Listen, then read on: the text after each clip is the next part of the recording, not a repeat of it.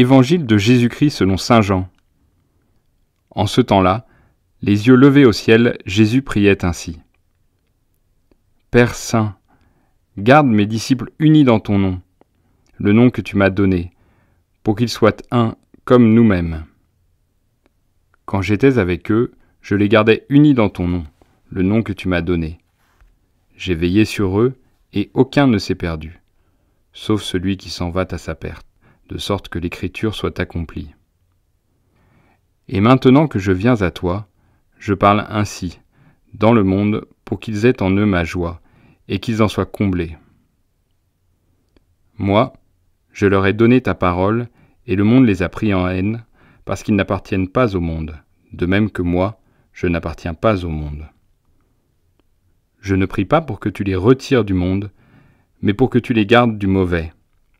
Ils n'appartiennent pas au monde, de même que moi, je n'appartiens pas au monde. Sanctifie-les dans la vérité, ta parole est vérité.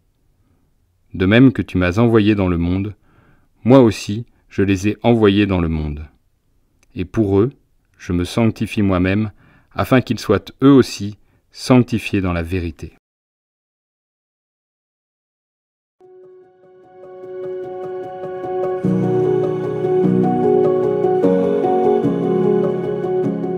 Dans cette dernière prière de Jésus au Jardin des Oliviers, Jésus annonce qu'il a remis à ses disciples la parole de Dieu. « Je leur ai donné ta parole ». On peut être étonné par cette expression. Jésus aurait pu dire « Je leur ai dit » ou « Je leur ai transmis ta parole ». Jésus préfère utiliser le verbe « donner ».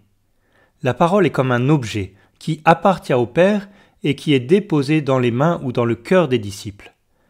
La parole n'est pas un ensemble de sons qui s'évaporent dans l'oubli, c'est un dépôt qui est inscrit dans le cœur des croyants. Non seulement les disciples ont accueilli ce dépôt, mais cette parole les a sanctifiés. Cette sanctification décrit une transformation profonde des croyants. Celui qui a reçu la parole de Dieu a été intégré dans l'unité de la Sainte Trinité pour être envoyé, transformé dans le monde.